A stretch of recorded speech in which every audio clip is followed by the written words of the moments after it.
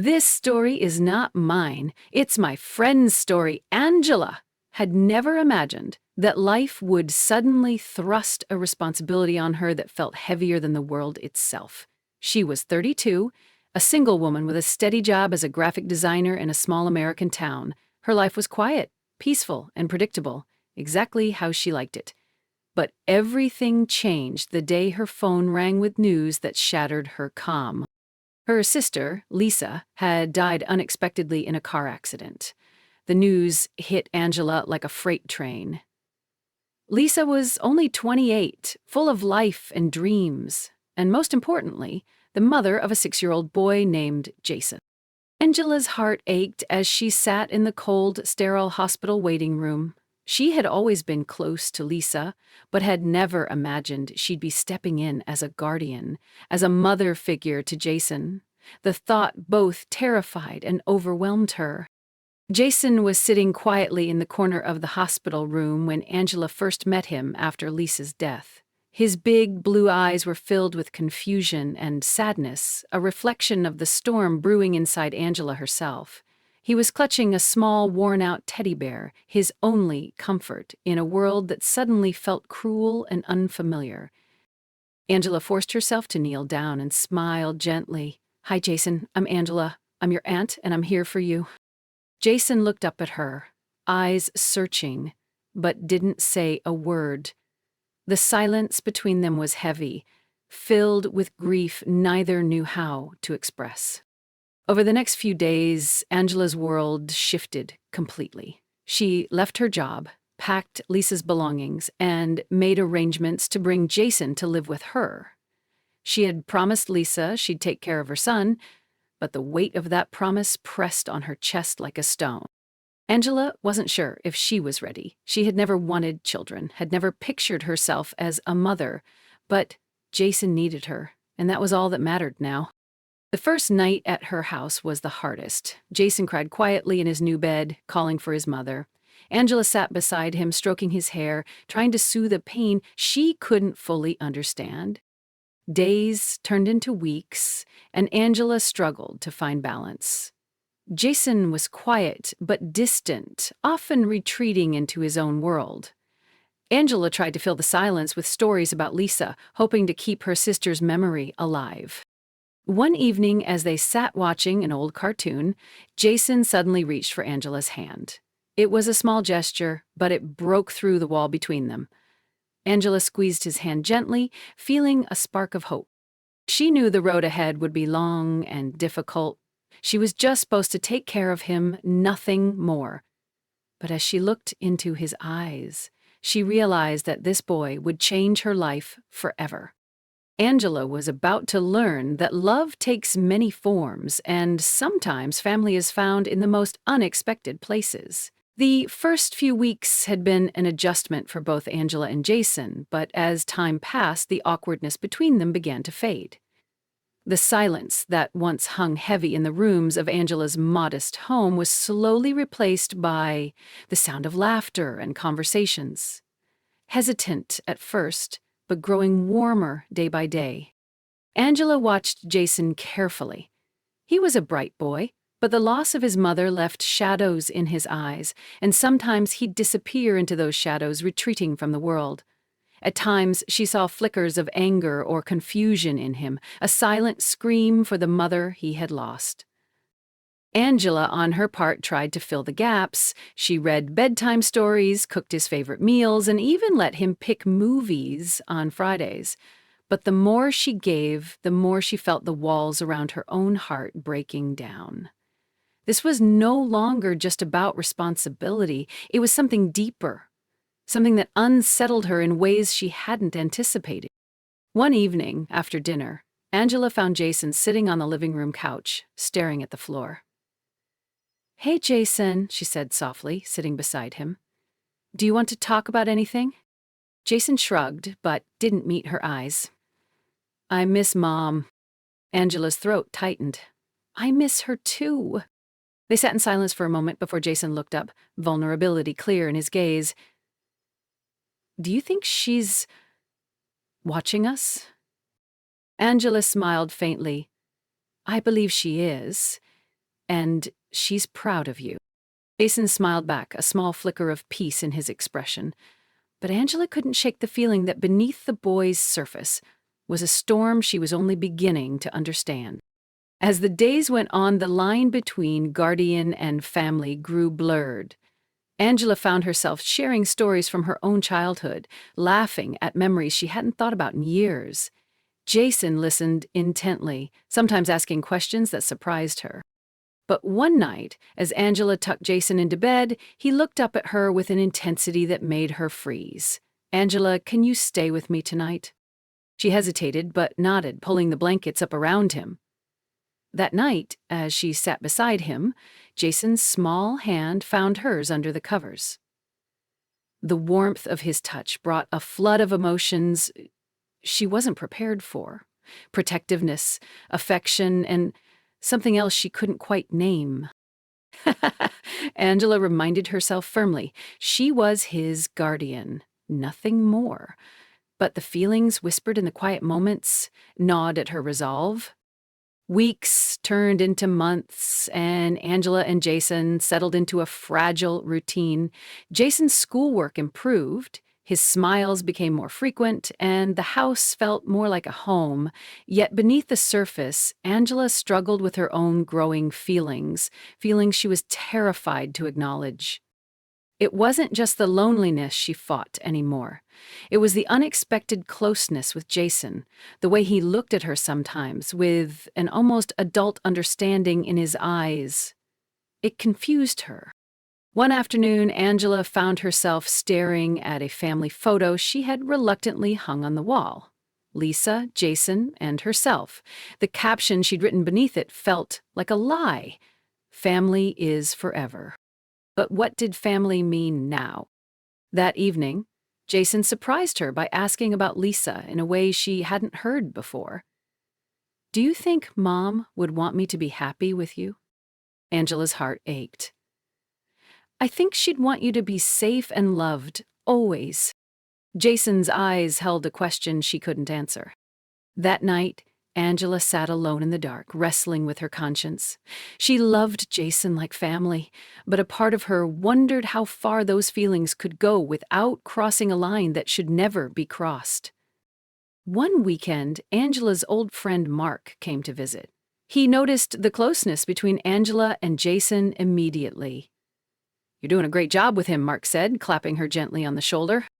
Angela smiled but felt a pang of guilt. Was she really doing right by Jason, or was she slowly losing herself in a role she wasn't meant to play? Mark's visit was a reminder of the outside world, a world where Angela was just Angela, not the surrogate mother or the conflicted guardian. But when Mark left, the house felt emptier than ever. Jason's small presence was a comfort, but it was also a constant reminder of her tangled emotions. One night, Jason's nightmares returned with a vengeance. Angela rushed to his room, finding him shaking and crying. She held him close, whispering soothing words. As he calmed down, he looked up at her and said something that stopped Angela's heart. "I don't want anyone else to leave me." Tears blurred Angela's vision. "I'm not going anywhere, Jason, I promise." Yet, deep inside, Angela wondered if promises were enough to heal wounds this deep. As the seasons changed, so did the nature of their relationship, growing more complicated, more intense. Angela knew she was walking a dangerous path, but the loneliness that had once pushed her to take care of Jason now whispered a tempting lie. That maybe, just maybe, they could be more than just family. But what was right and what was wrong, Angela didn't know anymore. The days after that night were heavier than before. Angela felt the weight of Jason's words lingering in the air. "I don't want anyone else to leave me." It echoed inside her, twisting and turning with every thought she tried to hold on to. She wasn't just a guardian anymore. She was the anchor in his turbulent sea. And yet she was painfully aware of the dangerous edge she was standing on. Angela threw herself into the routine. Work, School runs, cooking dinner, anything to distract herself from the growing storm inside. But no matter how hard she tried, her thoughts kept returning to Jason. His vulnerability pulled at her heartstrings like nothing else ever had. She felt a fierce protectiveness, but beneath that, an unsettling desire she couldn't fully understand or accept. One afternoon, while Jason was doing his homework at the kitchen table, Angela caught herself watching him for a moment too long. His sharp features, the way his brow furrowed in concentration, the slight curl of his lips when he solved a tricky problem, it all seemed to consume her thoughts. She quickly looked away, chastising herself for these forbidden feelings. But Jason was changing too. There was a new confidence in his posture, a subtle shift in the way he interacted with her. He began to ask questions about her life, her past, things that hinted he was trying to understand the woman behind the guardian role. And sometimes when their eyes met, Angela caught a fleeting softness that made her heart beat faster. One evening, after a particularly tense day, Angela sat on the couch, exhausted. Jason came and sat next to her, closer than usual. "Angela," he said quietly, "do you ever feel lonely?" Angela looked at him, surprised by the question. "Sometimes," she admitted. Jason hesitated before continuing. "Because I do. I don't want to be alone anymore." His words hit her like a punch. She wanted to tell him that he wasn't alone, that she was there for him, but the lines between care and something else felt thinner than ever. That night, as she tucked him into bed, Jason reached for her hand again. This time, it wasn't the innocent touch of a child seeking comfort.